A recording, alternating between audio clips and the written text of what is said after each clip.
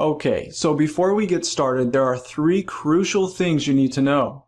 First, you need to know that addiction is misunderstood and mistreated. Research shows that the most common recovery programs have less than a 25% success rate. Some even show a 0% success rate. This problem has been recognized on a national level.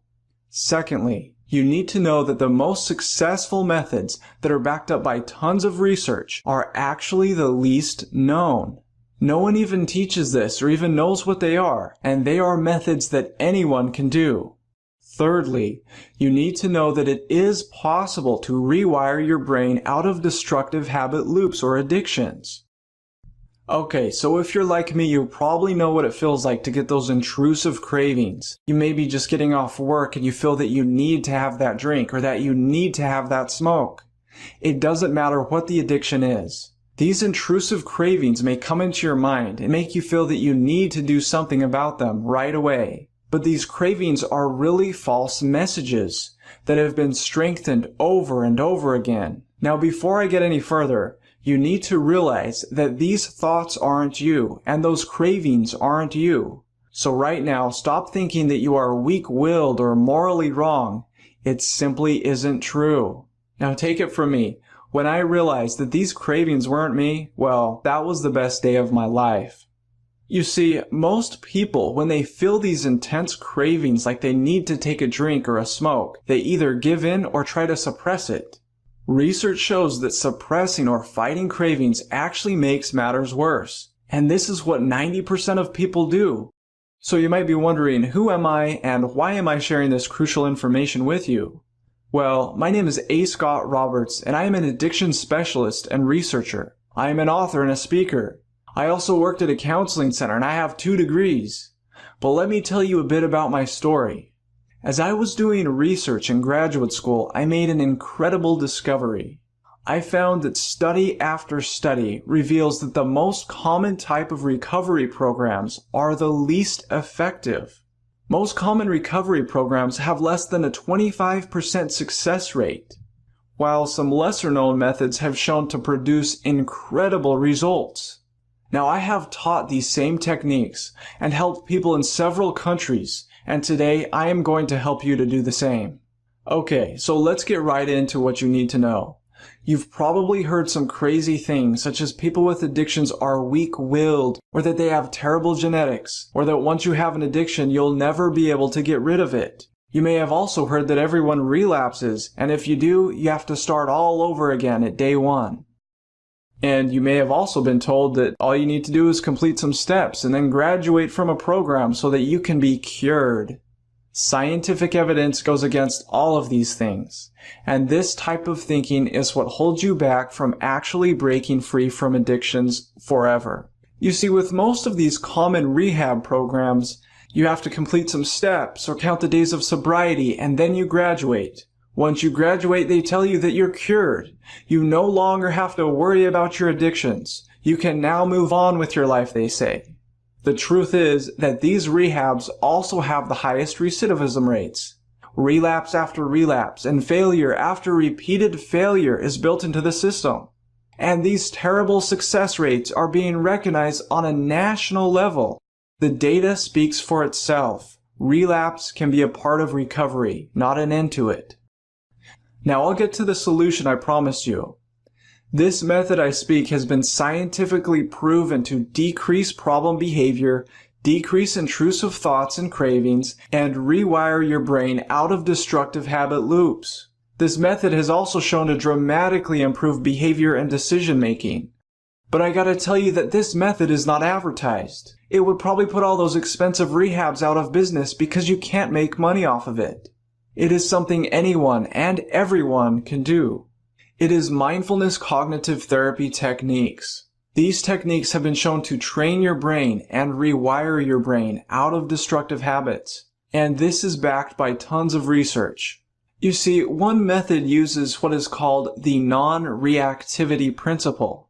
Now, most people, when they have a craving to use or an intrusive thought, they try to suppress it or fight it.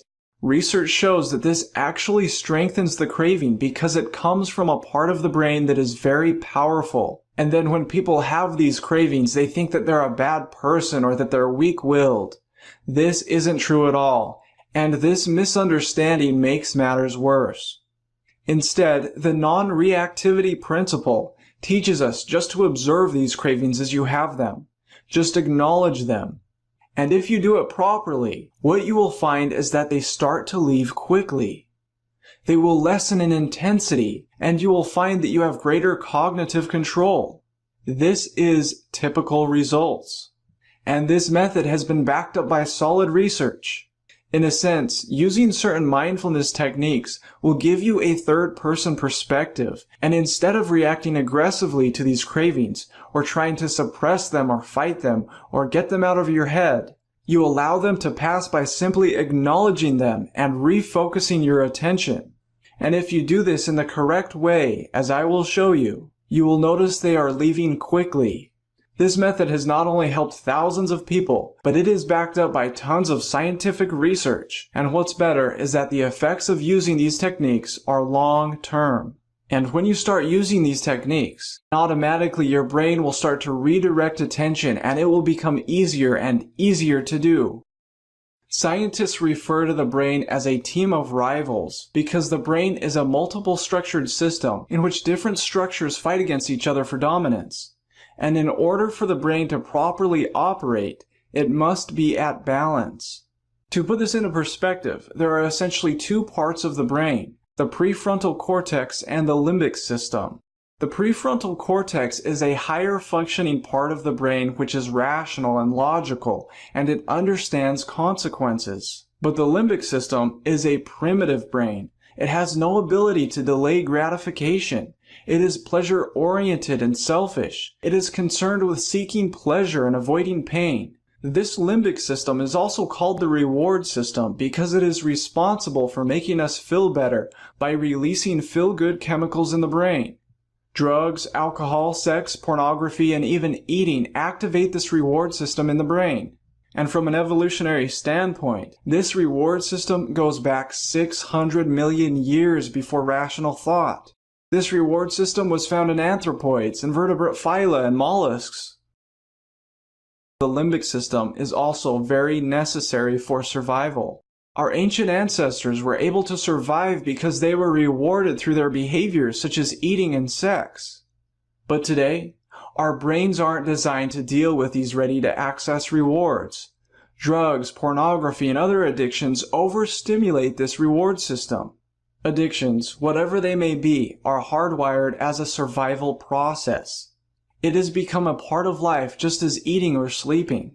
But there is another scientifically proven technique that is shown to reverse this wiring of the brain. And included in the Truth of Addiction program, there is a video that explains step by step how to do it. You see, the brain is extremely malleable. It can be changed, formed, remapped, and rewired.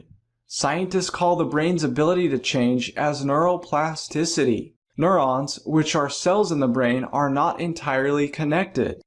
When we have repetitive thoughts or behaviors, neural pathways or networks are created. These pathways are created by neurons firing or sending a signal to each other.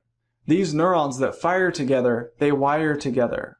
But it's also true that when neurons stop firing together, the connections between them become weak and a whole new set of thought patterns and behaviors can be created. Through neural firing, behaviors are either strengthened or weakened. You see, most people take medications or pills to feel better. But medications or pills only temporarily change the brain's chemistry. And this is always a temporary chemical change. It only lasts as long as it is synthesized to last. It is never permanent. You'll always have to take another pill or another drink or another smoke to make you feel better. But when we change our neural pathways, our brain chemistry changes along with it. And this change can be permanent. There are over 100 supporting references found in this guide. Some references from published medical journals,